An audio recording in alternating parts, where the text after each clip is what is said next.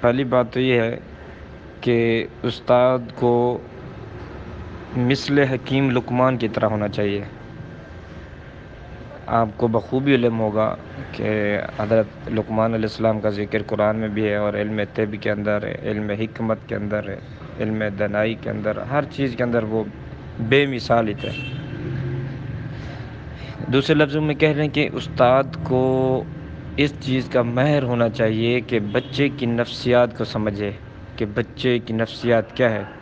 بچہ کیسے چل سکتا ہے۔ عمومی طور پر ہوتا یہ ہے کہ اکثر بڑے اداروں میں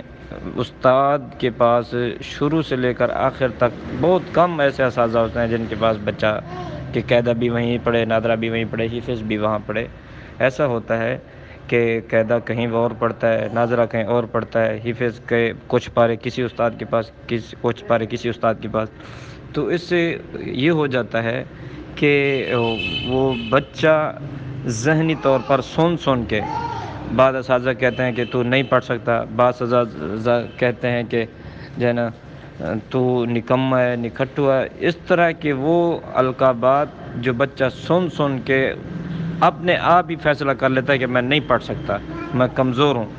تو جس کی وجہ سے جب دوسرے استاد کے پاس جاتا ہے تو وہ استاد اپنا تجربہ اس کے اوپر کرنے کے لیے یا تو وہ مزید بچے کا کباڑہ کر دیتا ہے یا پھر اپنا ہی نقصان کر دیتا ہے۔ تو ان دونوں سے بچنے کے لیے بچے کے نفسیات کو سمجھا جائے، بچے کو پوری کلاس کے ماحول کے اوپر نہ چھوڑا جائے کہ مثال کے طور پر بھئی فلاں بچے جو ہے نا وہ 7 بجے سبق سنا دیتے ہیں، فلاں بچے جو ہے نا وہ 15 لائنیں سنا دیتے ہیں، لہذا یہ بھی سنا دے، فلاں بچہ جو ہے نا وہ 2 پارے سنا سکتا ہے، وہ بھی تو میرے پاس پڑھ رہا ہے، وہ بھی تو ذہین ہے۔ اس طرح جب ہم ایک بچے کا دوسرے بچے کے ساتھ وہ موازنہ کریں گے تو اس میں نقصان ہی ہوگا۔ لہٰذا ہر بچے کی انفرادی نفسیات کو سمجھیں،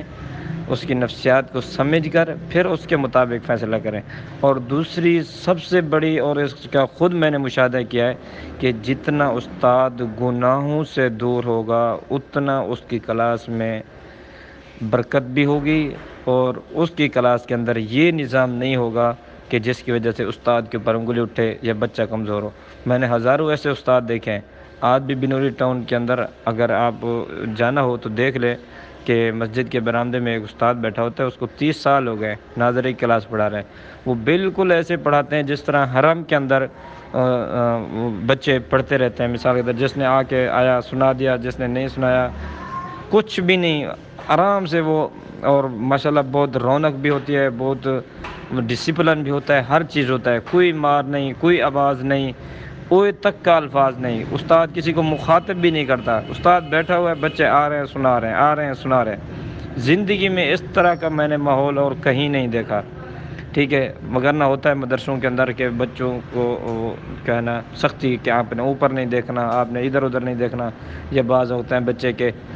بچے پہلے استاد اگر اکیلا ہو تو بچے پڑھ رہے ہوتے ہیں، اگر کوئی مہمان وغیرہ آ جائے تو بچے ادھر ادھر دیکھتے ہیں، اس کے بعد استاد پھر ڈنڈا اٹھا کے شروع ہو جاتا ہے۔ تو یہ چیزیں اللہ تعالیٰ جزائے خیر دے۔